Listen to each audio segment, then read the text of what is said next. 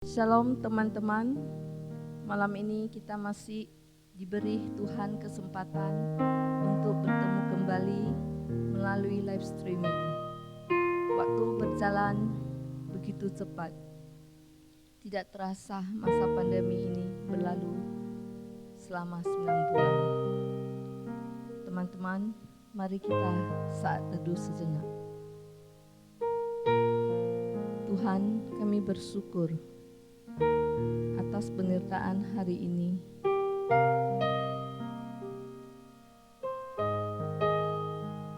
Tuhan, kami tahu Engkau mengenal dan mengetahui setiap sifat kami, baik dalam pelayanan, pikiran, persahabatan.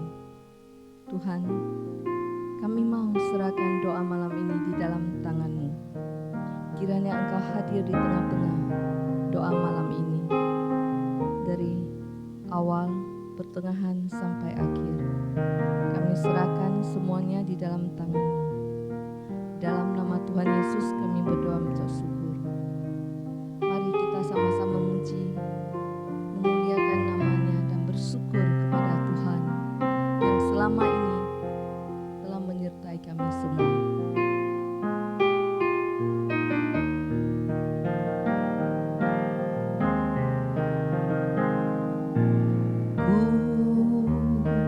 Bersyukur sebab Kau setia. Ku memuji-Mu karena Kau sangat baik. Mulialah nama-Mu.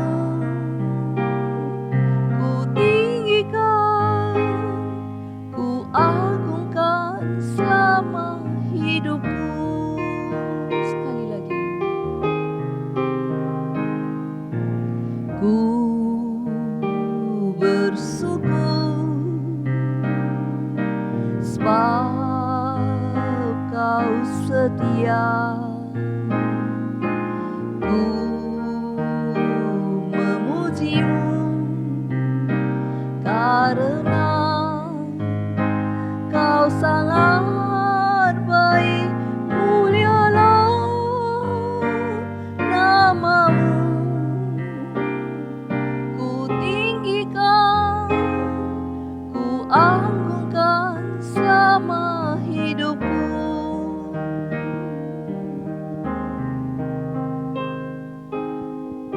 Mari kita sama-sama doa syukur dan doa pengampunan dosa. Mari kita sama-sama berdoa. Tuhan, kami bersyukur selama seminggu ini Engkau telah memelihara kami di tengah-tengah kondisi pandemi ini. Kami bersyukur atas penyertaan-Mu. Kami mau belajar taat dan percaya serta serahkan hidup kami di dalam tangan-Mu. Walaupun kami takut, kami kekhawatiran, tapi Tuhan, Engkau tidak pernah tinggalkan kami. Kami aman, Engkau selalu beserta kami. Tuhan, ampunilah kesalahan kami yang telah kami perbuat, baik sengaja maupun tidak sengaja. Ampunilah kami ya Tuhan. Kadang kami masih membuat kesalahan. Tuhan, mohon Engkau membimbing setiap kami ke depan, supaya kami semua dapat melakukan hal adalah hikmat dari-Mu. Dalam nama Tuhan Yesus kami berdoa mengucap syukur. Tuhan, kami juga mau berdoa untuk gereja di Indonesia, untuk semua hamba Tuhan, umat Kristen, orang-orang yang PHK, dan lain-lainnya. Mari kita sama-sama mengangkat berdoa bersama. Tuhan, kami berdoa untuk di gereja di Indonesia dan semua hamba Tuhan agar di masa ini mereka tetap dipimpin Tuhan dalam pelayanan mereka. Semua hamba Tuhan bisa lebih memperhatikan kepada jemaatnya, bukan karena materi, tetapi mengasihi jemaatnya dengan kasih seperti Tuhan telah mengasihi kita. Dan semua hamba Tuhan takut akan Tuhan di dalam pelayanannya. Kami juga berdoa untuk semua umat Kristen tetap merindukan ibadah setiap minggu melalui online, setia mengikutinya walaupun saat ini tak dapat beribadah di gereja, dan hati umat Kristen tetap berfokus kepadamu, bukan bersandar kepada manusia. Dan kami mau berdoa juga untuk teman-teman yang di PHK mengalami kesulitan ekonomi karena kondisi saat pandemi ini. Kiranya Tuhan, Engkau membuka jalan untuk mereka. Kami percaya Tuhan selalu menyertai mereka. Ya Tuhan, kami serahkan mereka semua di dalam tangan-Mu. Dalam nama Tuhan Yesus, kami berdoa dan mengucap syukur.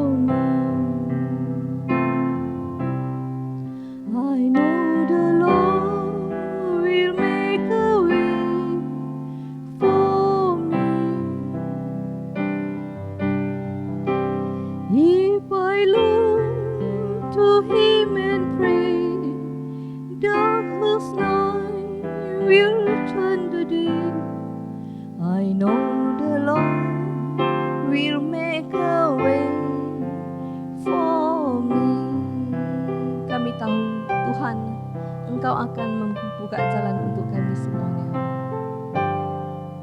Ku tahu Tuhan pasti buka jalan. Ku tahu Tuhan pasti buka jalan. Asal ku hidup suci, tidak turut dunia. Ku tahu Tuhan pasti buka jalan. Mari kita teman-teman, kita mendoakan GMI Konta pengembangan sementara. Kita mendoakan sekolah PKMI, kiranya bulan Januari ini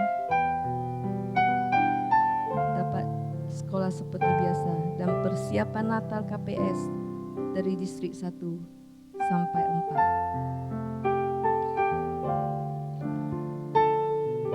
4. Tuhan, kami berdoa untuk GMI KPS. Tuhan, kiranya pembinaan lay speaker yang sedang berlangsung dan rencana semua PKMI bisa buka sekolah kembali di Januari 2021, supaya murid-murid dapat sekolah dengan rutinitas mereka. Kami juga mau berdoa untuk persiapan Natal dari distrik 1 sampai 4 pada tanggal 20 Desember ini. Tuhan, kiranya Tuhan, Engkau izinkan acara Natal kebersamaan secara virtual dapat dilaksanakan untuk mengingat hari kelahiran-Mu yang datang ke dunia menyelamatkan kami, di mana Yesus Kristus yang datang untuk menyelamatkan umat manusia yang berdosa ini. Ya Tuhan, kami berdoa semua kehendak-Mu terjadi di bumi seperti di surga.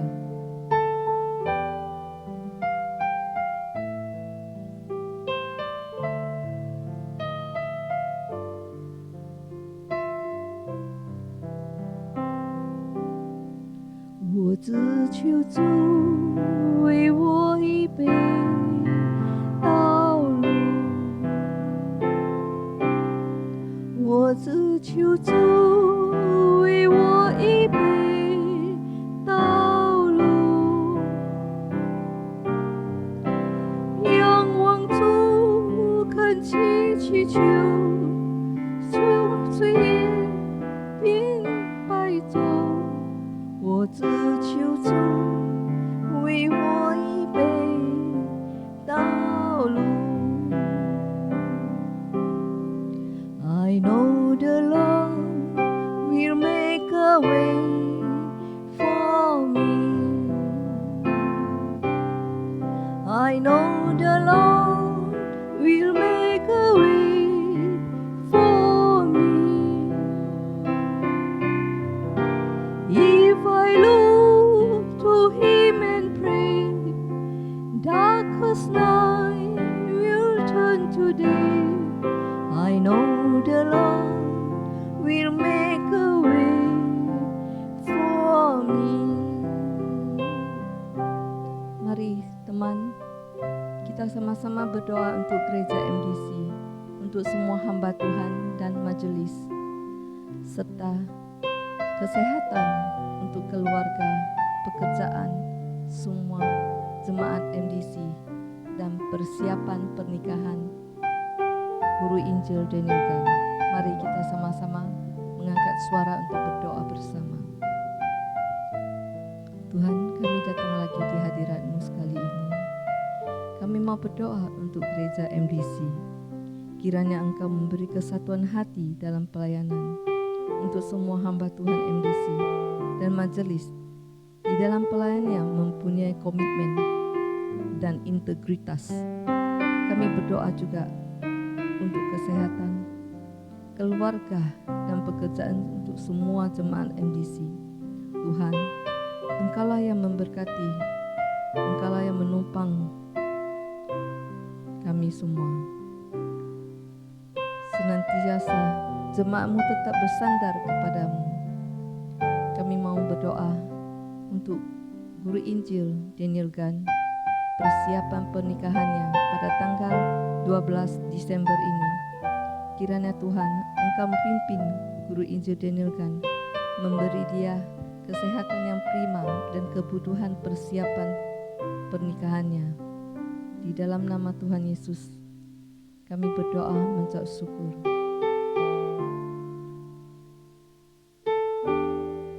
We'll turn today. I know the Lord will make a way for me.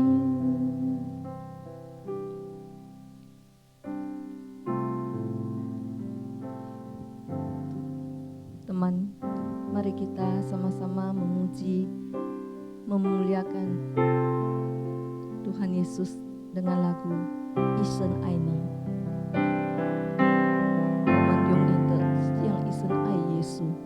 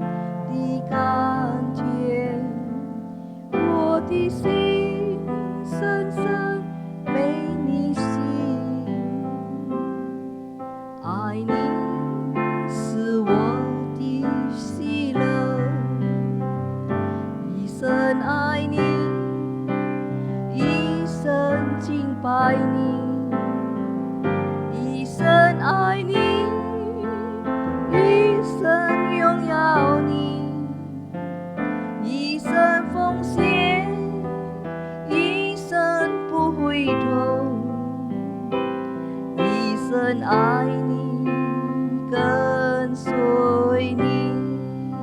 再来一次唱一生爱你。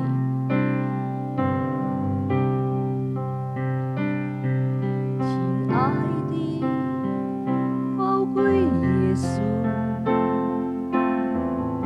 你爱何等的甘甜，我的心深深被你吸引，爱你是我的喜乐，一生爱你，一生爱你，一生敬拜你，一生爱你，一生荣耀你，一生奉献，一生不回头，一生爱你，跟随你。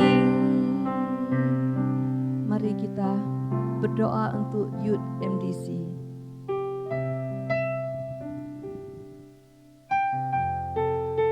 Tuhan, kami mau berdoa untuk Youth MDC, untuk mereka yang masih studi, masih kuliah. Tuhan, Engkau memberi mereka hikmat dan kepintaran.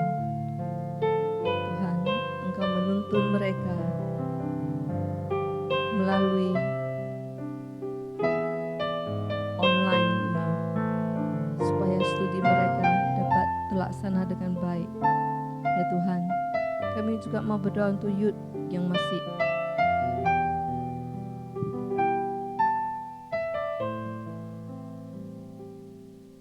di dalam pekerjaan mereka. Tuhan, kiranya mereka bekerja penuh dengan tanggung jawab dan menjadi saksi baik di tempat kerjanya. Nama-Mu dipermuliakan ya Tuhan.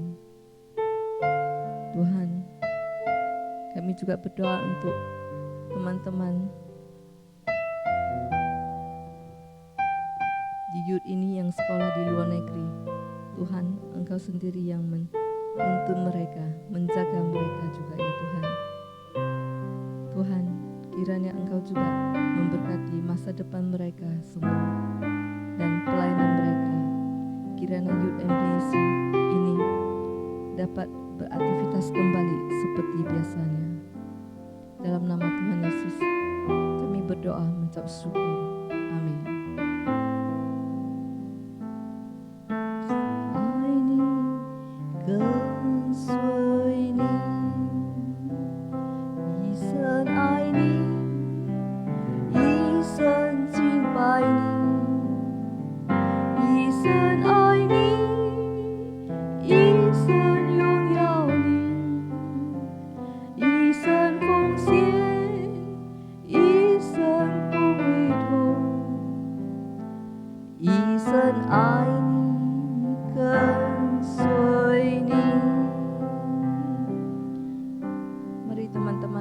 Berdoa untuk keluarga Wen Heping, keluarga Julianti, keluarga Jennifer. Mari kita sama-sama berdoa. Tuhan, kami mau berdoa untuk keluarga Wen Heping. Kiranya Engkau memberi mereka kesehatan yang ekstra prima, usaha mereka, dan melindungi mereka. Penyertaan-Mu dengan mereka setiap hari, dengan aktivitas mereka. Tuhan, kami juga mau berdoa untuk keluarga Julianti dan keluarga Jennifer. Tuhan, Engkau menuntun mereka, memimpin mereka juga ya Tuhan, di dalam kesehatan mereka, pekerjaan mereka ya Tuhan. Engkau selalu menjadi memelihara mereka juga ya Tuhan. Tuhan, kiranya keluarga ini Engkau menjamah kalau ada yang masih belum mengenal Engkau ya Tuhan. Engkau memakai Julianti dan Jennifer bisa menjadi berkat bagi keluarga mereka. Di dalam nama Tuhan Yesus, kami berdoa mengucap syukur. Tuhan, mari kita berdoa untuk Grace pulihkan kesehatannya, di mana dia sedang mengalami sakit. Mari kita sama-sama berdoa untuk dia. Tuhan, kami berdoa untuk Chris. Kiranya Engkau campur tangan-Mu menyertai dia, Tuhan. Semoga sakit perutnya dapat teratasi, ya Tuhan. Dia sudah seminggu, ya Tuhan. Kami serahkan dia di dalam tangan-Mu. Engkau sucikan dan kuduskan semua obat-obat yang dia makan, sehingga dia bisa sembuh seperti biasa kembali dan dapat beraktivitas kembali. Di dalam nama Tuhan Yesus kami berdoa untuk syukur. Amin. Ya Tuhan, kami saat sekarang berdoa untuk pergumulan kita masing-masing, keluarga kita yang sakit atau yang masih belum percaya kepada Tuhan. Mari kita sama-sama berdoa pergumulan kita.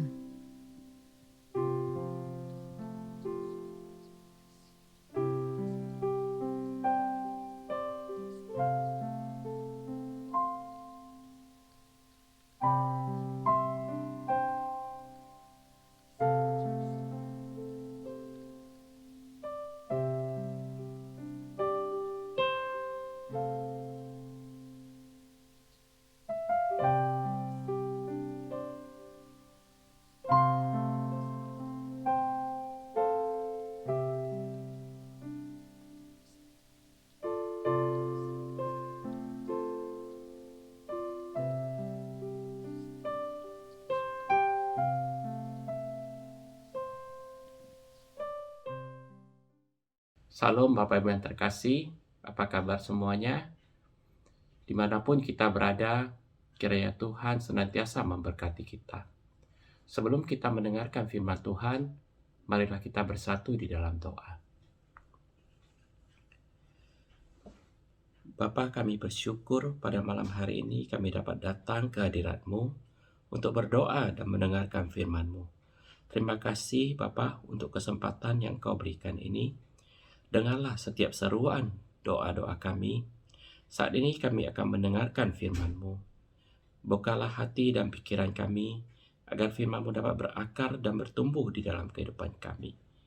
Berkati hamba-Mu yang akan menyampaikan. Kami serahkan waktu ini hanya ke dalam tangan-Mu Bapa. Di dalam nama Tuhan Yesus kami berdoa. Amin. Bapak Ibu yang terkasih, malam ini kita akan melanjutkan seri firman Tuhan dari 10 hukum Tuhan. Tema malam ini adalah apa yang dimaksud dengan hukum kedua. Minggu lalu kita sudah membahas bahwa Allah yang kita sembah adalah Allah yang menciptakan langit bumi dan seluruh isinya. Dia juga adalah Allah yang menciptakan kita. Oleh sebab itu, sudah sepatutnya bagi kita untuk menyembah Dia saja. Saya ingat waktu kecil, sebelum menjadi orang Kristen, kami menyembah banyak dewa yang masing-masing memiliki tugas yang berbeda-beda. Kadang kita harus berpikir terlebih dahulu mau menyembah dewa yang mana. Allah kita adalah Allah yang baik. Kita tidak perlu bingung untuk memikirkan mau menyembah begitu banyak dewa. Allah menolong kita membuat semuanya menjadi sederhana. Kita cukup menyembah satu Allah saja, karena Dia adalah satu-satunya Allah yang benar, Allah yang sanggup menolong kita di dalam kesesakan, dan Dia adalah Allah yang sanggup menyelamatkan kita. Allah yang kita sembah namanya adalah Yahweh. Saya akan membacakan nas firman Tuhan malam ini yang diambil dari Keluaran pasal 20 ayat 4 sampai 6. Keluaran 20 ayat 4 sampai 6. Jangan membuat bagimu patung yang menyerupai apapun yang ada di langit, di atas, atau yang ada di bumi, di bawah, atau yang ada di dalam air, di bawah bumi. Jangan sujud menyembah kepadanya atau beribadah kepadanya. Sebab aku, Tuhan Allahmu, adalah Allah yang cemburu, yang membalaskan kesalahan bapa kepada anak-anaknya, kepada keturunan yang ketiga dan keempat dari orang yang membenci aku, tetapi aku menunjukkan kasih setia kepada beribu-ribu orang, yaitu mereka yang mengasihi aku dan yang berpegang pada perintah-perintahku. Bapak Ibu yang terkasih, kalau hukum yang pertama membahas tentang siapa Allah yang kita sembah, maka hukum yang kedua ini memberitahu kita bagaimana kita menyembah Allah. Tuhan menganugerahkan kepada manusia kemampuan untuk berimajinasi dan membayangkan. Manusia bisa mengingat dan menggambarkan apa yang pernah dilihat atau diketahuinya saja. Untuk sesuatu yang belum pernah kita ketahui atau belum pernah kita lihat, maka kita tidak bisa membayangkan atau melukiskannya. Manusia juga kesulitan ketika mereka melukiskan atau menggambarkan Allah. Dalam Injil Yohanes 1 ayat 18 dikatakan, tidak seorang pun pernah melihat Allah. Bagaimana kita mengetahui rupa Allah jika tidak seorang pun pernah melihat Dia? Inilah yang menjadi permasalahannya. Dari zaman dahulu, banyak orang yang ingin melihat Allah. Musa berkata, biarlah aku melihat engkau. Tetapi Tuhan berkata, tidak. Engkau hanya bisa melihat sedikit kemuliaanku. Bagaimana gambar atau rupa Allah, tidak ada seorang pun yang tahu. Banyak orang merasa kesulitan menyembah Allah karena mereka tidak bisa membayangkan. Lalu mereka berinisiatif membuat berbagai patung dari Allah. Patung yang dikatakan di dalam hukum kedua ini bukanlah patung dari dewa-dewa lain, Bapak Ibu, tetapi patung dari Allah Yahweh yang kita sembah. Ketika manusia mulai menggambarkan Allah, mereka hanya sanggup memikirkan dan membayangkannya berdasarkan ciptaan Allah yang sudah ada, yang sudah pernah mereka lihat, baik yang ada di langit, di bumi, dan di air. Demikianlah ketika Musa naik ke Gunung Sinai, orang Israel membuat patung anak lembu emas untuk disembah. Mereka berkata, Allah pastilah seperti ini. Keluaran 32 ayat 3-4 berkata, lalu seluruh bangsa itu menanggalkan anting-anting emas yang ada pada telinga mereka dan membawanya kepada Harun. Diterimanya itu dari tangan mereka, dibentuknyalah dengan pahat, dan dibuatnyalah daripadanya anak lembu tuangan. Kemudian berkatalah mereka, hai Israel, inilah Allahmu yang telah menuntun engkau keluar dari tanah Mesir. Bapak Ibu yang terkasih, bangsa Israel telah menggantikan Allah yang sebenarnya dengan patung anak lembu emas. Bapak Ibu, mari kita lihat mengapa patung berhala tidak diperbolehkan. Yang pertama, patung berhala itu mengecilkan Allah karena menjadikan Allah sang pencipta menjadi ciptaan. Manusia membuat gambar atau patung berhala dari sesuatu yang pernah mereka lihat, sehingga manusia membuat sang pencipta sebagai bagian dari ciptaannya. Nabi Yesaya berkata dalam Yesaya 46 ayat 5, kepada siapakah kamu hendak menyamakan aku, hendak membandingkan aku dan mengumpamakan aku sehingga kami sama? Tidak ada satupun dari semua ciptaannya yang sama atau sebanding dengan Allah. Tidak ada satupun yang bisa menggambarkan Allah. Bagaimana kita bisa menggambarkan Allah yang supernatural? Bagaimana kita bisa menggambarkan Allah yang adalah kekal? Ketika manusia membuat patungnya, kita hanya mengurangi kebesarannya dengan membuatnya menjadi berhala yang dapat rusak. Hal yang kedua, mengapa kita tidak boleh membuat patung berhala adalah karena hal itu membatasi Allah. Ketika manusia membuat patung anak lembu, mereka berkata, di sanalah Allah itu. Hal ini membuat Allah hanya ada di tempat tertentu, pada waktu tertentu, dan ruang yang tertentu. Padahal Allah adalah Allah yang tidak terbatas. Dia ada di mana-mana. Di samping itu, berhala adalah benda mati. Dia tidak bisa bergerak, berbicara, atau memberi respon kepada manusia ketika kita berbicara atau menyembahnya. Yang ada hanyalah komunikasi satu arah. Sama seperti yang dikatakan Nabi Yesaya, patung berhala tidak dapat berjalan, Dia tidak dapat berpindah tempat. Dia tidak bisa berbicara, apalagi menyelamatkan manusia.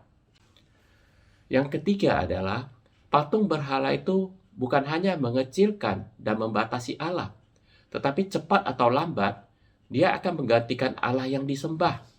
Cepat atau lambat, patung itu akan menjadi pusat perhatian dan penyembahan. Karena patung itu dianggap mewakili Allah. Allah kita adalah Allah yang cemburu. Dia tidak mau kita berbagi kasih dengan sesuatu yang menyerupai ciptaannya. Jika orang Israel terus dibiarkan menyembah patung anak lembu emas itu, maka anak cucu mereka akan mengikuti perbuatan orang tuanya.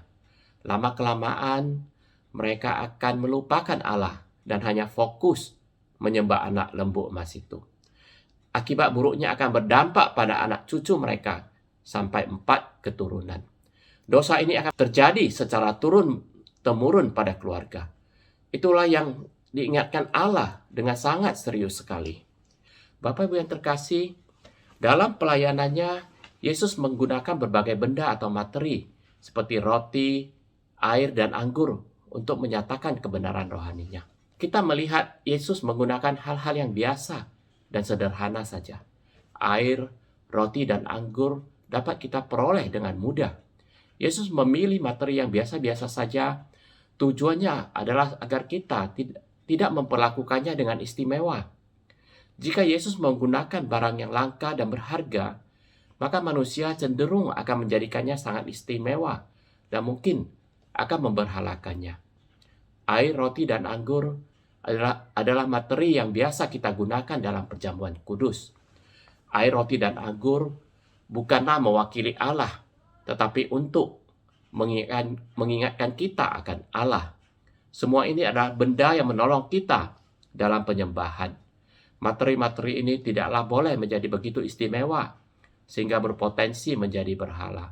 Di gereja, kita menggunakan salib sebagai lambang atau simbol. Hal ini tidak menjadi masalah karena kita tidak mengatakan bahwa salib itu sebagai gambar Allah atau mewakili Allah. Ada juga orang yang menggantungkan gambar Yesus di kamar. Tidak ada yang salah dengan hal ini, meskipun sebenarnya tidak tahu bagaimana wajah Yesus yang sebenarnya. Tetapi kita juga perlu berhati-hati karena ada beberapa kasus orang berdoa kepada gambar itu. Jika demikian, maka gambar itu sudah menjadi berhala. Bapak Ibu yang terkasih, selain membuat berhala dalam bentuk fisik seperti patung atau gambar, kita juga bisa membuat berhala melalui pikiran kita. Nabi Yeskiel berkata, meskipun orang Yahudi telah membuang patung berhala mereka, tetapi mereka masih membangun berhala di dalam hati mereka. Artinya mereka masih membayangkan gambar Allah yang salah dalam hati mereka. Bapak Ibu, bagaimana kita membayangkan dan menggambarkan Allah di dalam pikiran kita? Apakah kita membayangkan atau menggambarkan Allah sesuai dengan keinginan kita sendiri? Ketika kita berbuat salah dan dosa, apakah kita tetap merasa nyaman dan kita tidak merasa bersalah? Apakah kita memberikan banyak toleransi kepada diri kita sendiri ketika kita telah berbuat salah? Mungkin karena kita menggambarkan dalam pikiran kita bahwa Allah pasti akan mengampuni kita, bahwa Allah akan memberikan toleransi terhadap kita, meskipun kita masih berbuat dosa atau kesalahan. Bapak Ibu, ini adalah gambaran tentang Allah yang tidak sesuai dengan yang dikatakan dalam Alkitab. Kita harus memeriksa gambaran Allah yang dibentuk dalam pikiran kita dengan apa yang Allah katakan tentang dirinya di dalam Alkitab. Jika tidak, kita akan melanggar hukum yang kedua di dalam pikiran kita. Bapak Ibu, setelah Allah menciptakan langit bumi dan isinya, Dia berkata, mari kita buat manusia menurut gambar dan rupa kita. Itulah pertama sekali gambar dan rupa Allah dinyatakan. Manusia pertama yang berjalan di atas bumi adalah Adam.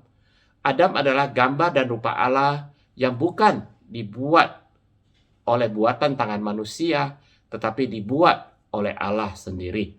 Kita tahu bahwa Allah tidak memiliki tubuh, karena Allah kita adalah roh. Tetapi Alkitab mencatat panca indera dan organ tubuh kita memiliki suatu hubungan dengan Allah.